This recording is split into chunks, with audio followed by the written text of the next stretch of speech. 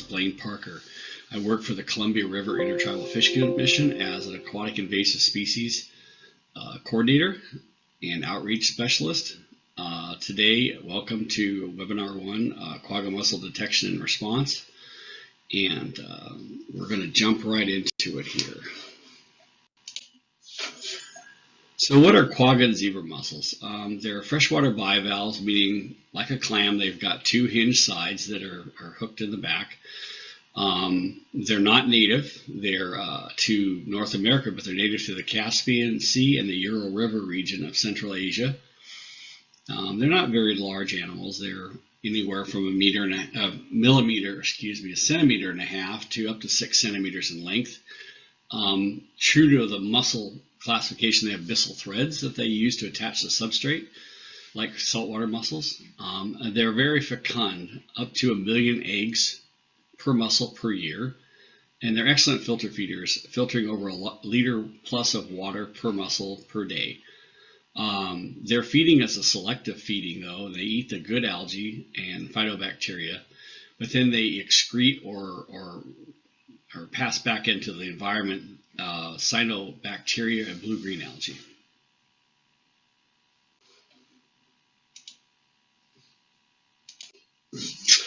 So they're two species. They're in the same family, genus Dracinidae, but they're very different for a number of reasons. So I want to go through these little step-by-step comparisons. So with the zebra mussels, they're striped with dark bands like a zebra, but they can be actually pure black in some cases.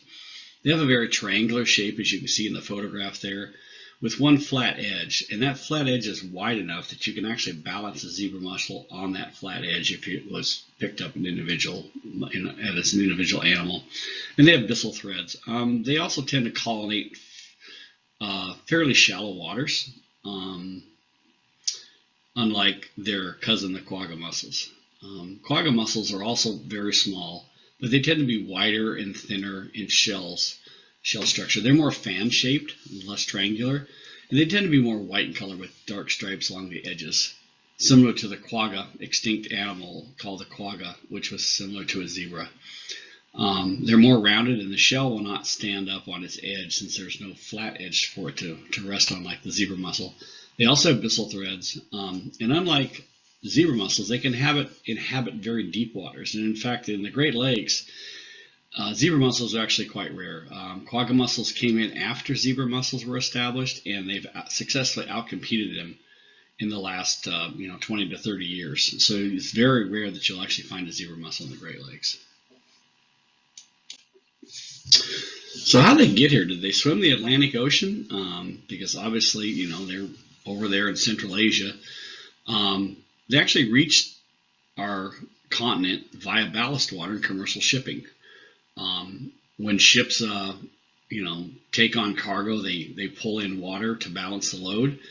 And if that water is of a similar chemistry and alkalinity and salinity, the animals that are brought into the ballast tanks can survive the trip and then be released to live in a brand new environment. And that's actually what happens with the ballast water that was transferring quagga and zebra mussels into the Great Lakes.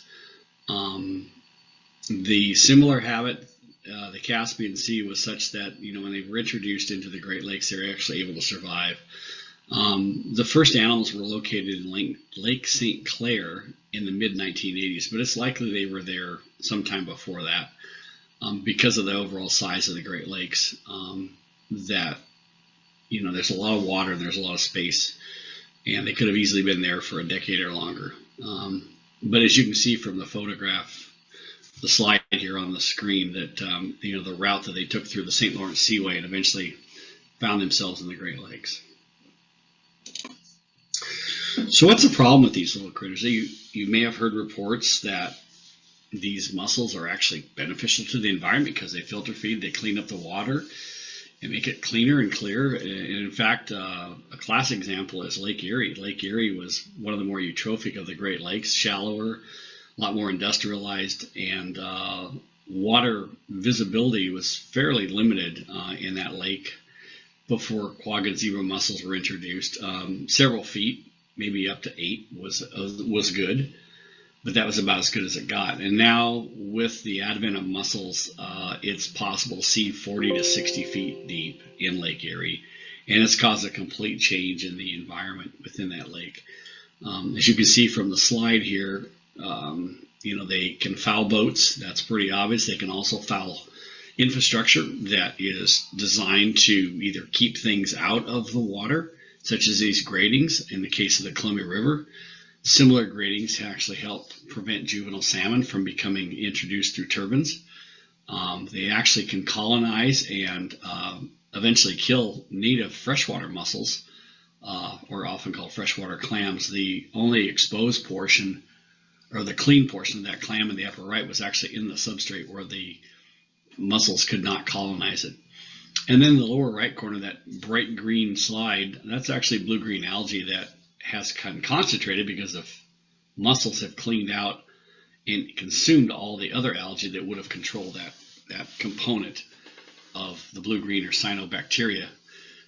They're allowing it to magnify, and that becomes quite a problem in the Great Lakes because you'll end up having issues with toxicity at municipal water sources. So, of course, our focus today isn't about what happens in the Great Lakes, but what happens if this animal is successfully colonizing the Columbia and Snake Rivers? What are the impacts to treaty trusts and other resources in the system? Well, as far as our research has shown us, the impacts would be fairly broad-reaching and devastating for lots of elements of the Columbia River. The ecosystem itself, the introduction of mussels, if they were successfully able to colonize the system, of course, they would very quickly be consuming the phytoplankton and plankton prey bases within the system that feeds the whole food chain, including juvenile salmon, lamprey, and other freshwater native species. Fish passage, as I showed in the previous slide, would be extremely complicated and impactful to migrating juvenile adult salmon because the mussels would either line the ladders themselves, the concrete ladders, with their sharp-edged shells, which cut adult salmon as they swim by, thereby increasing the risk of infection and early death before spawning. It would clog the water systems that allow the dam to operate properly and also to bypass juvenile fish, plugging the system. So it would take a lot of maintenance and extra dollars to keep things running, and even then it may not be nearly successful. In addition to that, as I mentioned earlier, water quality, both for the ecosystem and the fish that depend on it, as well as municipal water sources that utilize the Columbia and Snake Rivers for cities and towns, as well as agriculture. The many fish hatcheries that depend on river water and stream water to operate and continue to provide annual releases of juvenile salmon and steelhead would be impacted directly because the water coming into the system could be fouled with quagga zebra mussel larvae, thereby impacting how these hatcheries operate, and may, in many cases, cause them not to operate successfully at all. So those are just a few of the potential impacts to treaty trust and other resources.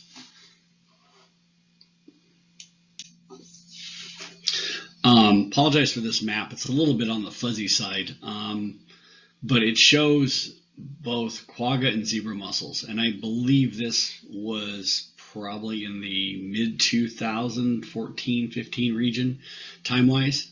You can see that the episode that occurred in the Snake River last year is not marked on here, but it shows recent potential suspect infestations in Nevada and also in Montana, which were several years back. And as you can see, the green is the zebra mussels, but you can see the outlines of the Great Lakes quite clearly where the quagga mussels have taken over. Quagga mussels were introduced in the desert southwest in the Colorado River system back in the early 2000s. There is one report, I believe that's Clear Lake in the state of California, Central California, and that is the only one of the few locations west of the Mississippi where we actually have a zebra mussel infestation and not quagga mussels. So back to Idaho. In 2023, quagga mussels were discovered in August via regular routine monitoring that involved the collection of water utilizing a plankton net, and those samples were then sieved, condensed down and sent off to labs for treatment, or not treatment, but testing. And positive samples were recorded at that time. In order to really be consistent with protocol, they took more samples. So a couple weeks later, they were confirmed positive. And we weren't seeing large numbers of veligers, the juvenile mussels, but there was enough in there, and they were positively ID'd, that the decision was made to actually report the outbreak, and then enact a rapid response and treatment plan later that fall in October. And really, from confirmation to starting the treatment was just about 4 to 6 weeks. This portion of the Snake River in Idaho is upstream of several dams that restrict or prohibit salmon passage, so we did not have listed salmonids in this region. There was no anadromous fish in this region, and the treatment used chelated copper, which is toxic to most aquatic life and aquatic plants. So the decision to treat the river with this was focused on the eradication of the mussel, knowing that although there would be severe damage to the ecosystem, it would recover through time because of the water coming from downstream or upstream of the site would bring in new plankton, new macroinvertebrates. Fish populations would recover over time. This series, there was 2 separate treatment periods, each lasting 72 hours. A total of 35 gallons of the chelated copper was utilized to keep the treatment level to approximately 1 part per million during the 3-day treatment. And, they lost a lot of fish, and they lost benthic life, plant life. The one adult quagga mussel that was found by divers was caged, and it was confirmed dead after the first treatment. But it's unknown how many veligers had floated downstream during that period of time between the initial documentation of a positive sighting versus the weeks before it was actually treated. The numbers of veligers were small, and the number of, single digits really. In some cases where quagga mussels are well established, you can have as many as, anywhere from 10 to 30,000 veligers per cubic meter of water. Regardless of the treatment protocol, there will be intensive monitoring beginning in 2024 for up to 5 years to confirm whether or not mussels have actually were established after that initial documented sighting. This year in 2024, there's going to be a tremendous amount of increased vigilance, monitoring from Twin Falls site downstream into Oregon and Washington as well, increased awareness in the region of invasive species. More outreach and education needs will promote to the public the need to be careful and follow the rules of clean, drain, and dry.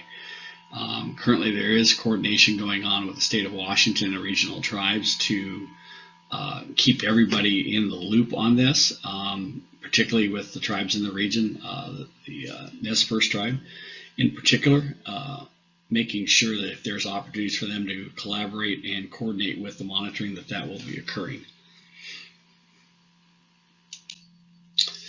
And this is just a shot I took years ago looking up Hell's Canyon, actually in the free-flowing reach downstream of Hell's Canyon Dam, and it's a wake-up call. I've been involved with invasive species for approximately 30 years now, and when I heard about this last summer, it was devastating. The fact that the perimeter defense was finally breached. We've had tremendous work done on behalf of the region by our state partners, Idaho, Washington, and Oregon, and Montana, with check stations that start in February and run until October. In some cases, they're running 24/7, and literally tens of thousands of vehicles a year have been stopped and inspected annually to help prevent this very situation. But somewhere in there, something got through.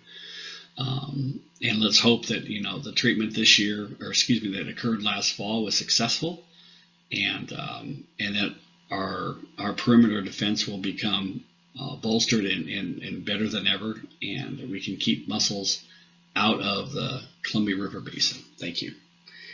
And I'm not on the call today. I'm out in the field actually looking for northern pike in the Columbia River downstream of Grand Coulee, where they're not supposed to be, but we're monitoring to make sure that they are not here. If there's any questions that could be addressed, you can send them to my email, which actually isn't on here, but is available through the Joe and other folks that are putting on the webinar, not the screenshot.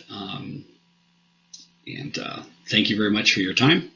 And this is always tough with recorded ones, but anyway, have a good webinar, and I appreciate any questions or comments you may have. Thank you.